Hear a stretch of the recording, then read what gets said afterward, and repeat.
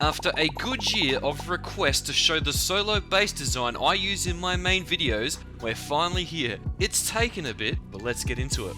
This base has actually evolved from its own destruction. It hasn't been born out of a build server, it's been added to every time a big group pummeled me in my main videos. I would look to see what I could improve and increase its chance of survivability. After playing out of this base solo for a year now, I have successfully defended it against zergs and clans in massive online raids, siege raids, and it makes all offlines expensive as hell. This base is perfect for a solo with a bit of time on his hands, or a duo and possibly a trio. It's designed to be simplistic, easy to build with no tricks, and I needed it to be this way because I have to build my base in the dark on the servers I play. It comes in two variations, the slimline and the fortified version, and its online defense capabilities for a small group is insane. The main features of this base are 3 disconnectable external TCs instead of 4 to reduce upkeep, 3 easy to set up automated bunkers with both loot retrieval and deposit, internal utility rooms including farms built into the inner core, 360-degree rocket-proof auto turret coverage, hidden lockers with dummy doors all around the base, 8 bed respawn points to assist in raid defense, a low build cost and upkeep for the defensibility that this base provides.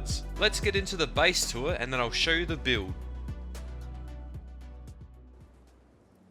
To start out with, we enter the base through one of 3 guard huts. You can use any disconnectable external design you want, but for the purpose of my builds I use a mini Satori disconnectable. We then enter into one of our guard huts, which has a automated bunker delivery and retrieval item system and a bedroom with a locker. It is not a foolproof bunker, it can be grief, but it does make offline raiding considerably more expensive if you have one of these in each guard hut. We have 2 conveyors, one that retrieves items and one that deposits items. You pick the branches up at the end of the day and no one can place them back down again without build proof. We then move into the outer section of the base, which has ramps to give good angles to fight in a raid. We have dummy doors, and to our left and right are doors that enable easy maneuverability around the external sections of the base. Inside each external hut are 2 doors. One door leads to the core, the rest are dummy doors with either a locker or a box behind them for kits and reseal material in the event of a raid. We then move into the core. Inside this airlock is the best place I've found to put electrical branches for your auto turrets. We then move into the core itself that has internal peaks, utility rooms including farms, and a lot of open room for movement and the placement of boxes and extra deployables. You can put whatever you would like in these utility rooms. I use a farm, drop boxes and automation and a bedroom. But the point of these doors is that they open up into the inner core and act as an airlock. You can section off parts of the inner core in the event of an online raid that helps you control the base a bit better. We then move into the inner core itself, which has 2 floors of storage and a well protected tool cupboard. We then move up to the first floor through one of 3 ladder hatches in each corner of the inner core. When we first enter our inner peaks, we have our first battery, a bed, a locker, our tier 3 workbench, and some good angles to catch unsuspecting raiders. We move up 1 floor to our outer peaks, which is intentionally separated from our inner peaks so that if raiders get control of one, we still have control of the other. It has deployables, a bed, a locker, and a second battery. This floor gives you very good coverage of the compound and the surrounding areas and enables you to create a lot of tight angles to kill raiders. We then move up to the roof through a single ladder hatch, and just like downstairs there are dummy doors with lockers and kits behind them. We use sloped roofs so that if someone tries to incend the roof and they aren't deadly accurate, it'll hit the sides and then just roll back down into the compound. The good thing as well is these roofs create a lot of nice angles into the compound, not just with the outer peaks as well. The last feature of this base is the skybox. It's a place for storage and some rooms and gives you exceptional vision on the surrounding areas of your base. You can put a ladder hatch here, or you can leave it open like me because I like to throw grenades out of it. If you want to see this base get defended in real time, watch one of these 2 videos. I have zergs use more than 100 rockets on me. That's enough for the base tour though, let's get into the build. We start out with a simple triangle foundation footprint. We want the foundations to be slightly elevated because it helps later on with maneuvering around the core. If you're building in tough terrain and need to plan your base ahead, the pointy tips of this triangle actually shows you where your external TCs will end up. If you have the farm, encase this entire triangle foundation in with stone. If you do not, you can make one wall a wooden door frame and you can hatchet it out later. Once again, if you're low on farm, keep the triangle roof above the door frame wood because that will be your jump up later. Place a double door on this door frame and a single door outside, and the tool cupboard goes to the left of the door like so. If you used a wooden door frame or ceiling, hatchet it out now to get ready to expand. We want to go up with walls and a single door frame, and we'll use a furnace and a ladder as our jump up to get up and down from our core. We now flesh the inside of the core out with enough room for 2 large boxes, 2 small boxes, a tier 2 workbench, our window frame and our tool cupboard. Later in the build we add another triangle down here so we can actually get more large boxes, but for now in the starter I've found this to be the most useful configuration of deployables. You can do it any way you want, but this is what I do. This is your jump up. You may also need to place a triangle here just to help with placing this small box. It can be annoying. Place your tier 1 or tier 2 workbench here and you can still access the tool cupboard through the side of it. There should be just enough room for 1 sleeping bag in the core. If you're playing in a duo, that problem will be solved very soon, but this is what your starter looks like. When you're ready to expand, come up a floor and encase the whole second floor in with stone walls and have 1 single doorway exit with the double door as your airlock.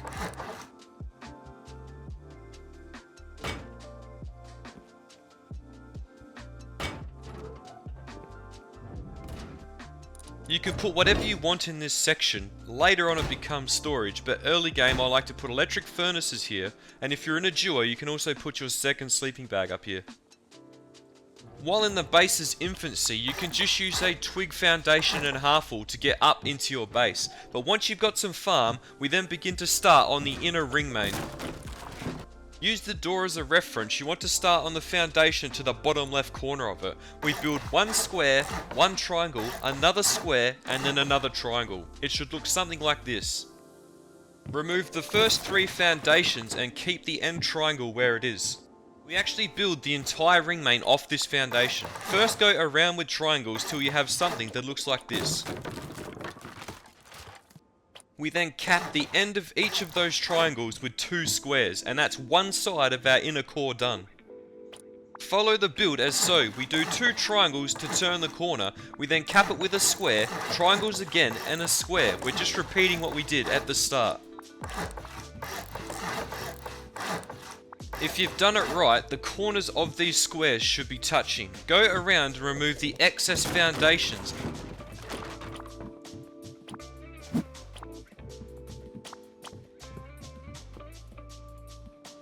And your inner core should look something like this. Surround your inner core like so. Your entrance to your core with your door frames can go on any one of these triangles, so just place it where you want it. Finish off by encasing the rest of the core 2 levels high. Make sure you build around the edge of the squares because they will be your utility rooms later on.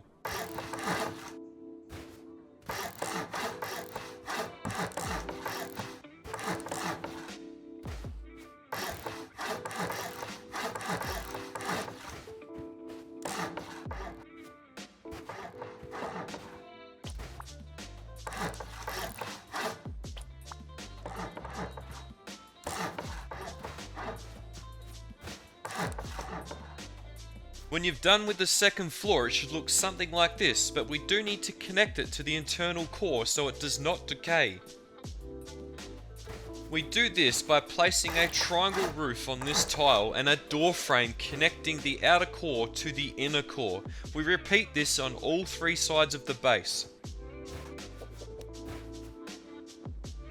It should look something like this. We then seal the inner roof in with triangles to create our inner peaks.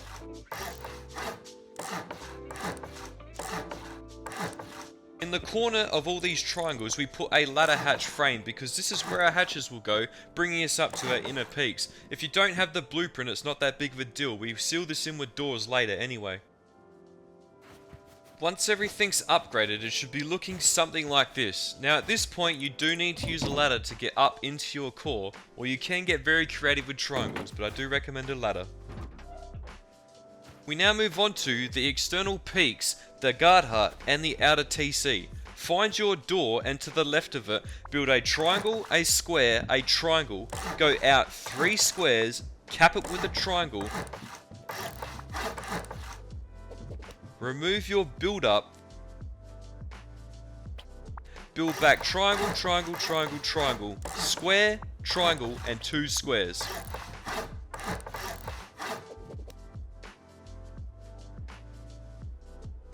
Should look something like this. We now do the guard huts, turn around and place 3 foundations. We then do 2 half walls because this is for our mini Satori disconnectable. Seal the entire guard hut in and place door frames as so.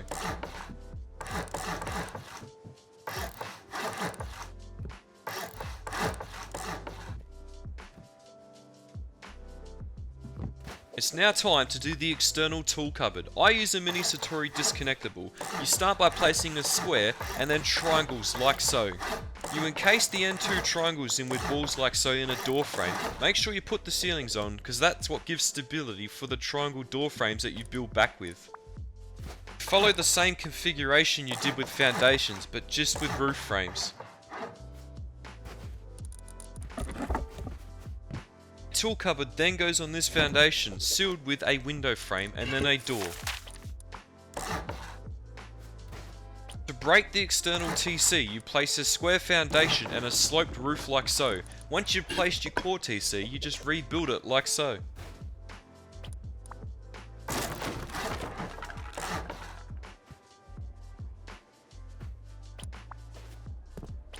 Now go ahead and repeat the same thing on each side of the base, keeping in mind to start from these 2 triangles on each side.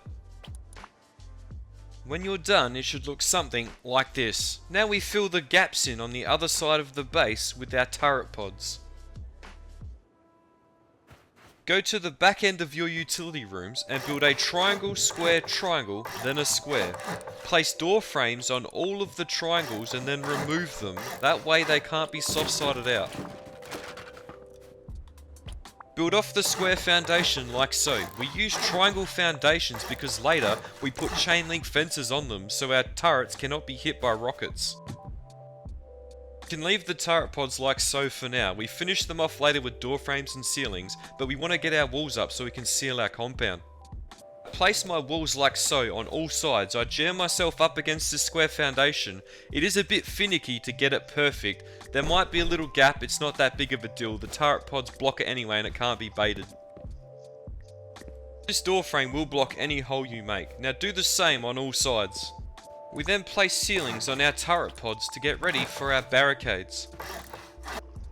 You will need to place ceilings to help you put these down. There's no exact science to this, but just as long as your barricades cover your guard huts, you're fine. At this point now, your base should look something like this. Just a quick tip as well, you can research blades if you're short on blades.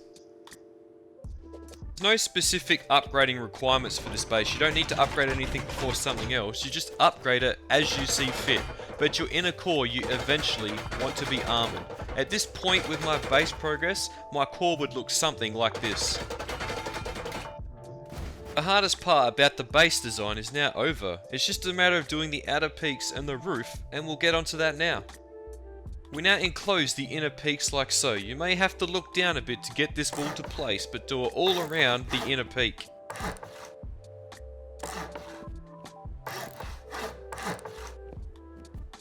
We now do our half shelf jump ups by doing a half wall and a triangle. Make sure you do the half wall before the door frame or you'll be in some strife. Now put our first battery pod down on this triangle in the center of the inner peaks. We seal it in with a window frame and then we encase the entire inner peaks in with ceilings like so.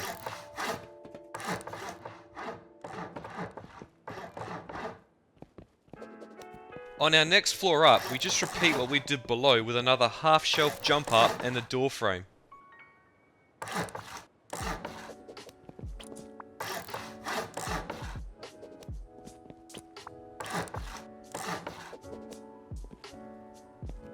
Now we want to do the outer peaks. To do this, we go into the compound, and on the edge of these two squares we build door frames all the way up to the roof.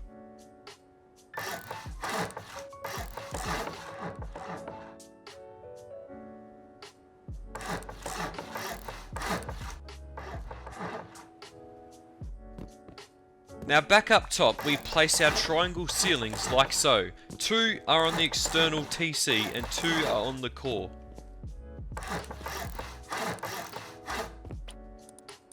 We then encase the whole shooting floor in with windows.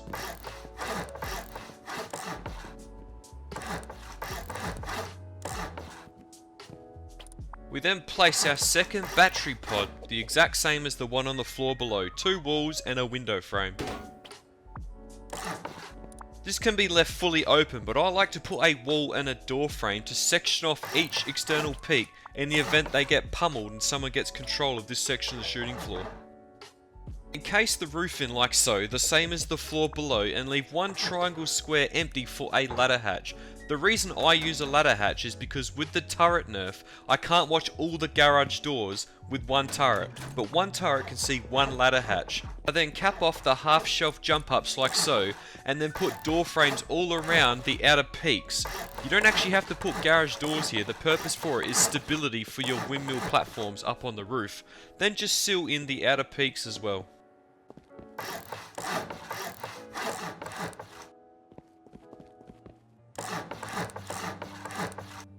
It's now time to do the last floor, the roof. Where your jump ups would have been on these triangles, you can put walls there to fake there is a jump up. You can put a door or a window, hide lockers behind it, or boxes for reseals, it's up to you, but you do need to place these because the windmill will go off the top of these pods. It should look something like this. Put a half shelf there, a locker, it's up to you. It's now time to add our sloped roofs. We do half walls on the entire edge of this shooting floor.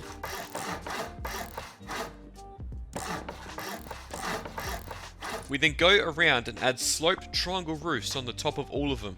You may have to wiggle yourself on a side angle to place them, but you should be able to place them all. If they collapse, it's because you haven't added door frames below for stability.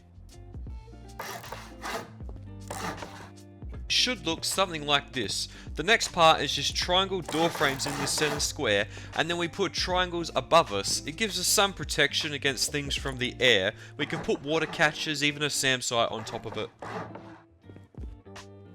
We now do the windmill platforms. We build off the top of these triangle pods, either 5 or 6 high, it depends on elevation, and to get up there you can use ladders or rope netting. You can fit up to 3 turbines here. Usually you use 2 for auto turrets and SAM sites, and 1 for the utility automation stuff in the base. You want this triangle facing out over the edge of the base, because it's what gives you room to place the other windmills. The base should be starting to look something like this. We then go down and do the turret pods. Place wall frames on every one of these foundations inside the pod because we'll be putting chain link fences on them. For those who don't know, chain link fences that are doubled up will block rockets and bullets from hitting the turret. It makes them a lot stronger and harder to get rid of, and this pod's designed that 2 separate turrets look at the same spot, so if one's destroyed you still have coverage on the other one.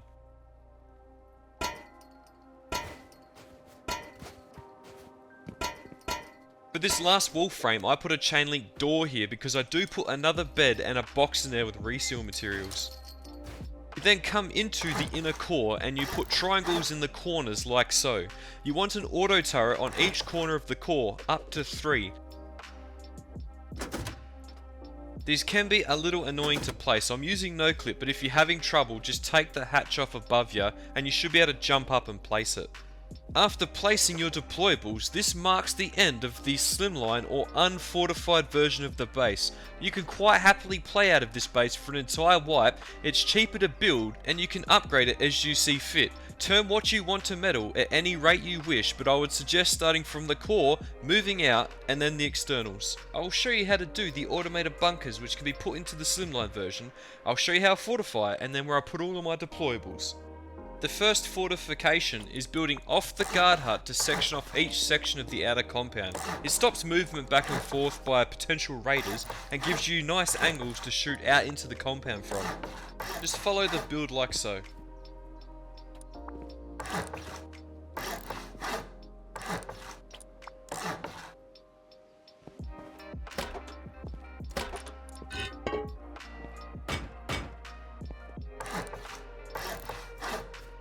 On these triangles we can place lockers or boxes behind the door. They act as a dummy door and can confuse raiders on where the actual entrance to the base is. They also have kits for retakes in the event of an online raid, and the bed behind you in the guard hut allows you just to run straight out to the locker.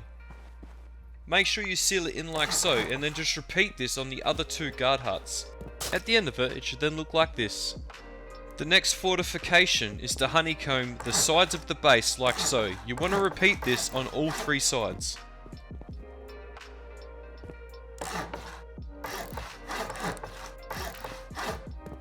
Next, place roofs off the edge of your utility rooms. Make sure you do it on these sides, otherwise it'll block your jump up. You can check with twig, and just seal the sides off with walls, and that's your second fortification done.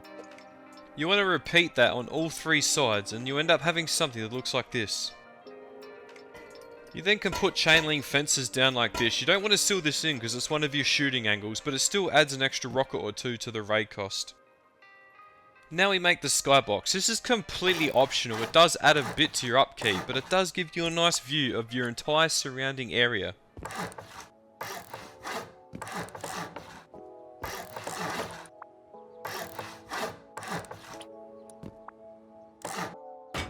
You can put whatever you want up here, maybe beds, lockers, a bolty, even some more farms, and you can also run automation pipes up here to deposit stuff if you want.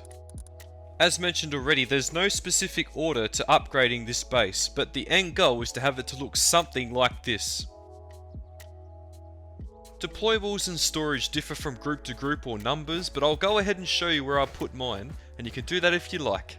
I like to have these two squares as a farm, and you just run water catches down from the roof. This room's just my general utility room, research box, repair bench, barbecue, that sort of stuff.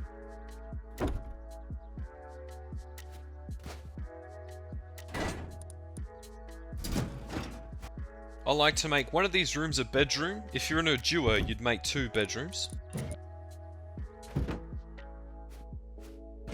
The next set of rooms, I like one to be 4 boxes, and the one next to it is just complete automation with all of my conveyors that distributes loot throughout the base.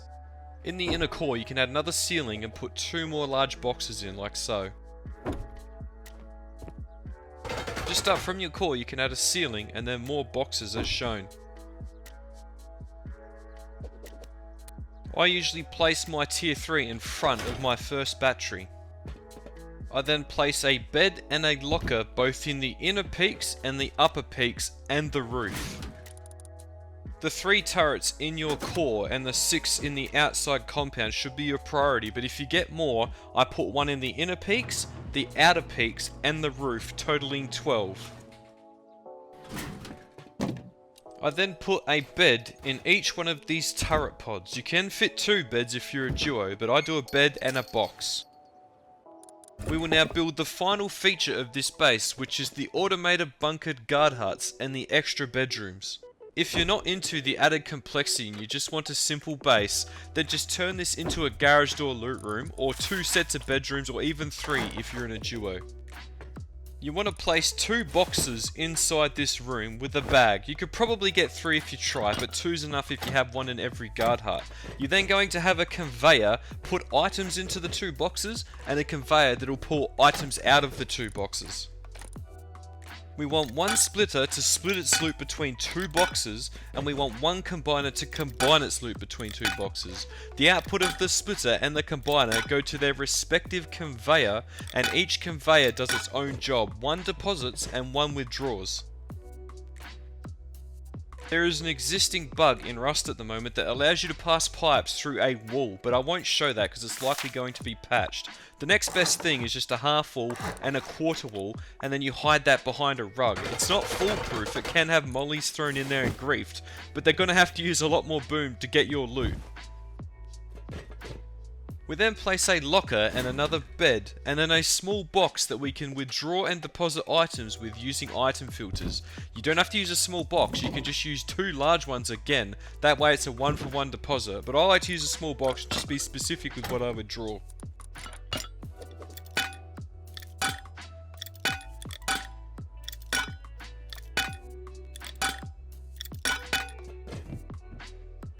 You then just put whatever items you want to deposit into this box and hit the conveyor switch.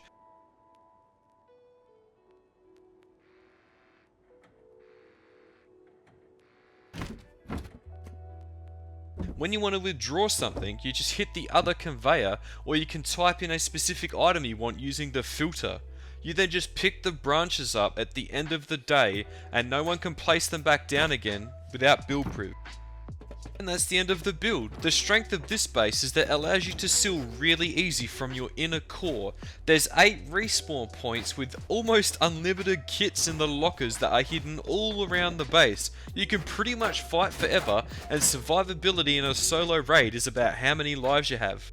If you like what you see, like, comment, subscribe, do all that stuff, and I'll be back to my normal videos next wipe. See you later.